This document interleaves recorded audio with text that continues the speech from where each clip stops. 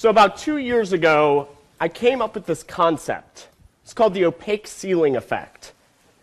It was based on this trend I was seeing in social media, where every single day, people were being exposed to what their friends, their family, their acquaintances, their colleagues, their coworkers were doing, were eating, were seeing, all through social media.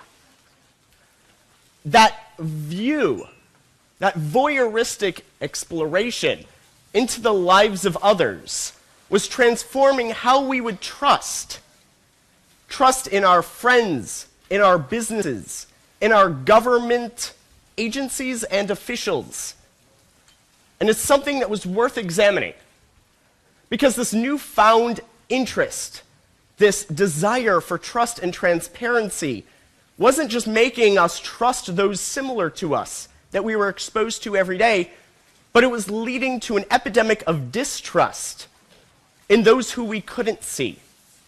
Those non-transparent government officials or businesses that basically, in terms of the opaque ceiling effect, we could see people on our level every day, know and trust them, but we couldn't see above us, into the boardroom. That distrust has hurt businesses and government agencies over the last few years. And we've seen that according to the 2014 Edelman Trust Barometer, the top global trust examination study that was just put out last week.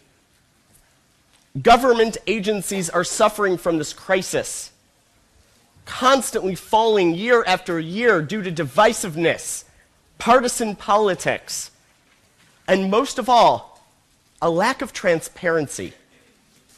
If we want our sustainability efforts to actually come to fruition, to be successful and resonate throughout our communities, we have to be authentic, we have to be genuine, and we have to empower the citizens in our communities and throughout our society.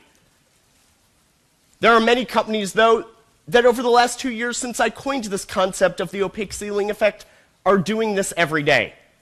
From Zappos to GE, we're seeing this openness, this transparency change our society. But we need to bring more organizations into the mix to show that when we're seeing posts in our Facebook news feeds from our friends and family members, that the business or the government agency that's trying to break through and actually reach us is transparent, makes sense in the news feed, and doesn't look like an advertisement. There are many ways that we can do this, and we've even seen it and implemented it in our own communities. Late this last year, my firm, Sachs Media Group, partnered with, actually, one of the top sponsors of this event, the 4 Points by Sheraton Tallahassee Downtown Hotel, to create the Finish the Block campaign. It was a campaign that you may have seen where they had recently purchased the old Mays Monroe building on Tennessee Street. They were trying to figure out what they were going to do with the space. And they had some ideas, but they said, you know what? When we make this transformation, because we're focused on sustainability and reaching out into the community, we're going to do just that. We're going to make sure that our message isn't just coming from us top down, but that we're bringing the community into it. We're pulling ideas from everyday people across different areas of our society to find out, what do you want? We did this through a variety of steps, and we saw that through 3 key concepts, we were successful to the point of receiving, in a short 2-week period, over 100 comments across social media, and we reached over 10,000 community members in Tallahassee with this message of pro-sustainability and community engagement. Those 3 key concepts were targeting,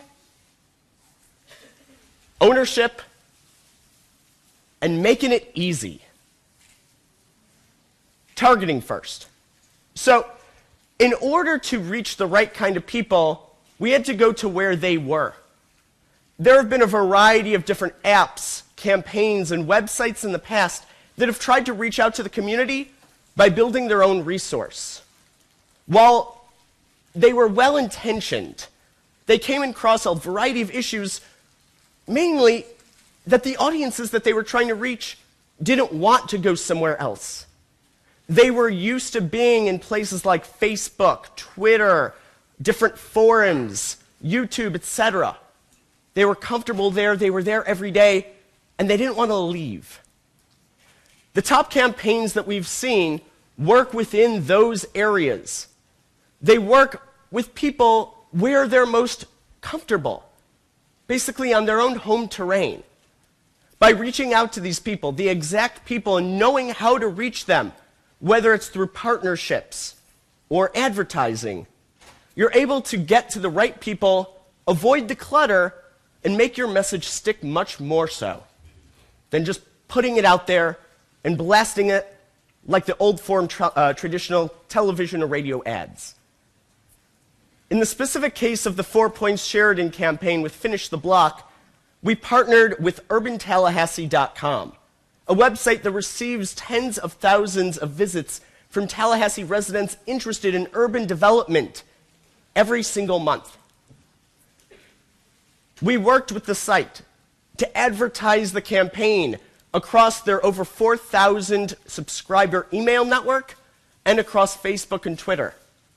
We also partnered with one of our own media platforms, CapitalSoup.com, to reach an expanding audience of government officials, government agency representatives, and Tallahassee political community members. By reaching these specific audiences and knowing who we wanted to target in advance, we were able to be especially effective.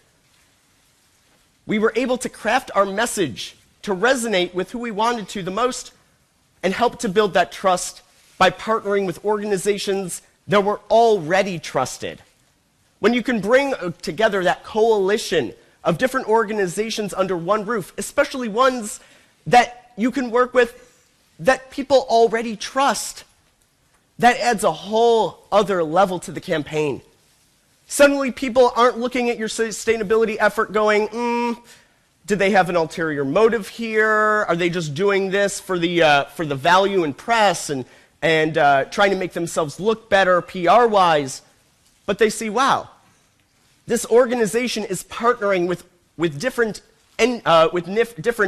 NGOs, government groups, nonprofits, etc., that I already know and trust.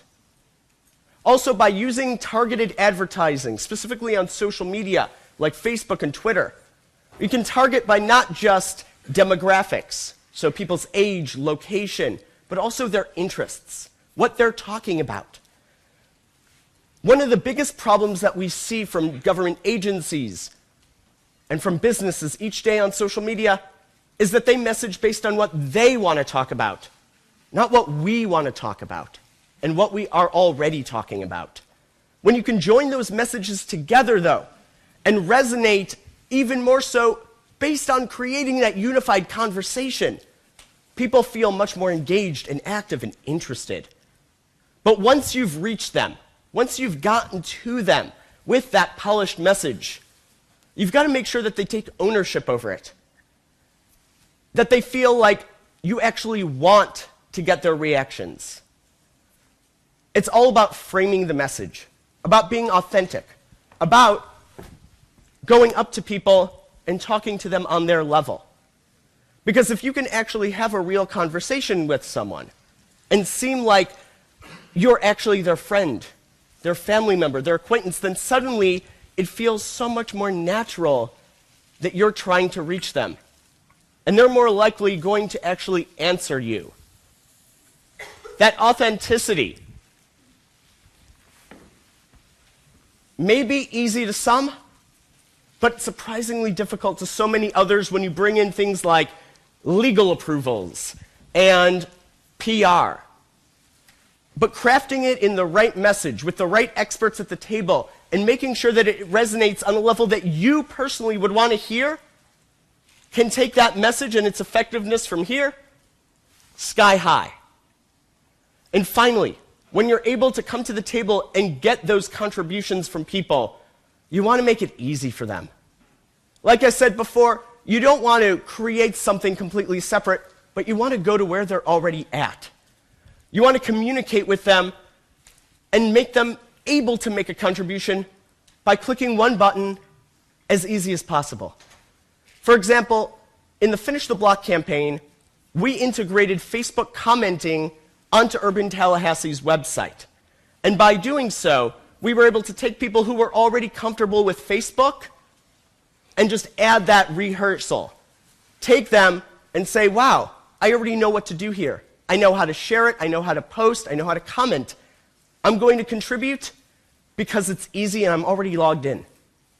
By making the process easy and not cluttering it, making them go to different websites, different downloading of apps, or different experiences that they're not used to, you're able to resonate with them and make them take those next steps.